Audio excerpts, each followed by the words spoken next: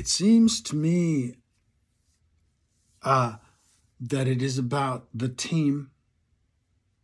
They said there is no I in team, but there is. And the best teams allow the I's within it to fully develop. I love teams, but life is an individual sport. Maradona trains hard, comes to the arena and adds the results of his training to a team. He contributes to it. What he has to contribute has been honed and enhanced alone in dark mornings on frugal food and early sleeps.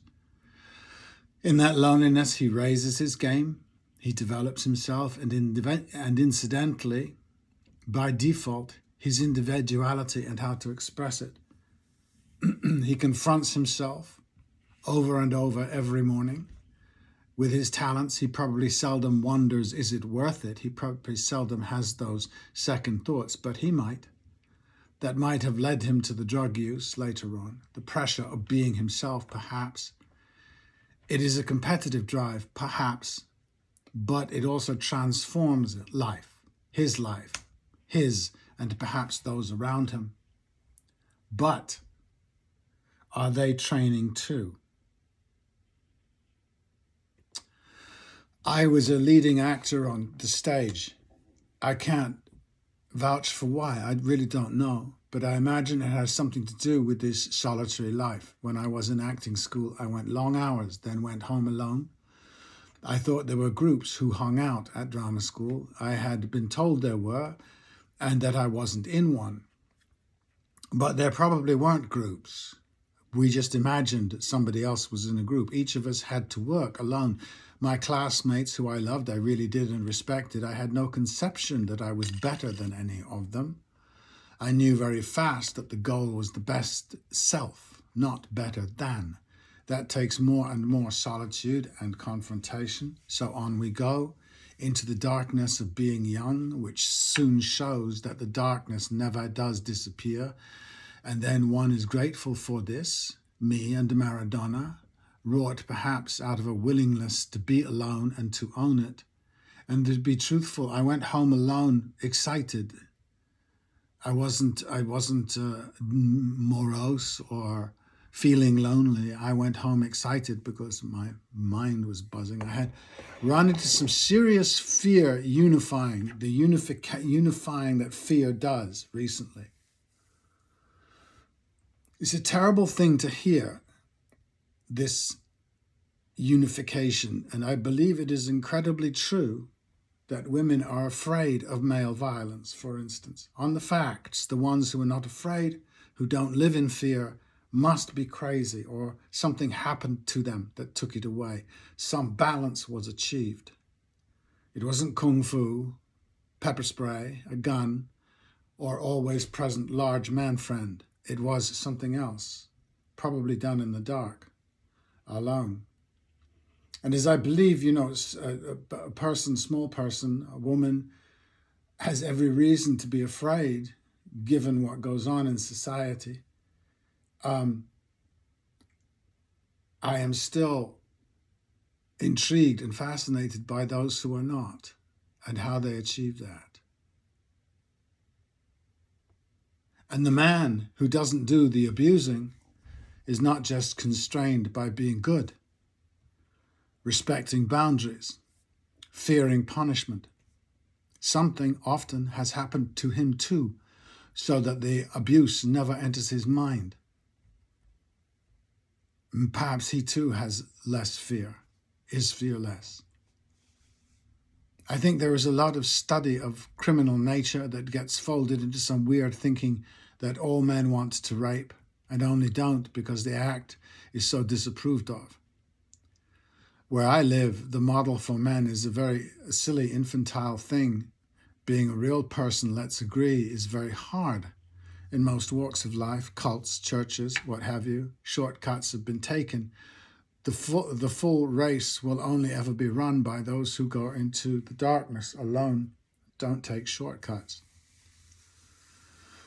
What happened in the election just gone, almost 3 months gone now, what so surprised and shook me was the idea that it was not your vote.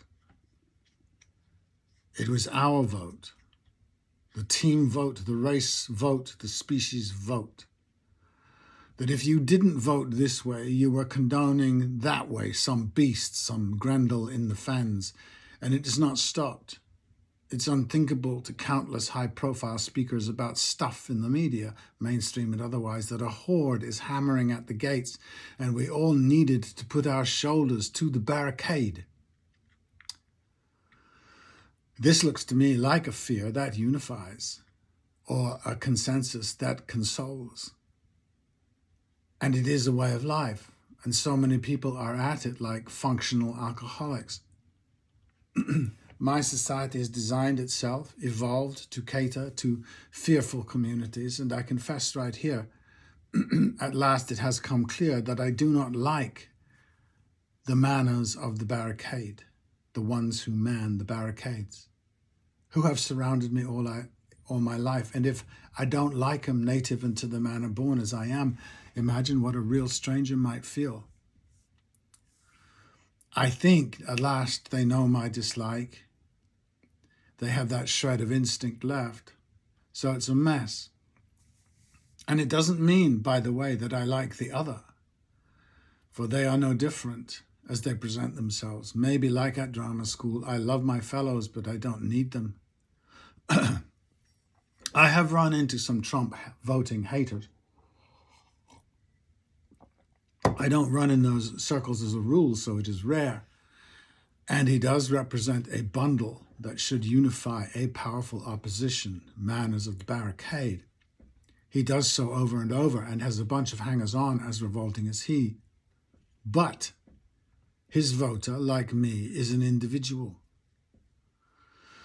I think the Democrat denies the vote is individual, has decided it is cultural. I think they think this because their vote is just that. It is a club membership, a membership that they need, a membership without which they would feel lonely. I voted Labour for years. I'd not vote for them now. It feels, or it felt right away as it happened, like I was sick, antisocial, that I stopped caring, but it wasn't that. It was Keir Starmer. Though much effort has been put into making me and people like me feel that it is antisocial. If you have team colours, gang colours, you will hate as an initiation, as proof of your love and your loyalty. You will do this because you need to. You need to give your loyalty. Something has happened in you, has not happened in you. It might never. So your solidarity is the hate because you haven't filled that space with anything else. It's the only explanation I can come up with. Yeah. What breaks my heart is that almost everyone I encounter calls this huddling essentially human nature. And I think it's aberrant. I think it's like the rapist. Now, I'd rather go out the gate from behind the barricade, alone if necessary, and call out the beast, and if it shows, confront it. I don't feel the solidarity one has to join an army, a team. I might at some time, but not yet. That's probably because I haven't already. You know, if you think about it very simplistically, if you want to stop war, the soldiers need to stop enlisting or being drafted or whatever it is that's going on in Ukraine. If you want to stop war, your members of your team, your nation, need to say, I love you, but I'm not doing that. I'm not killing for you. That is an ask too far. Ken Kesey said that.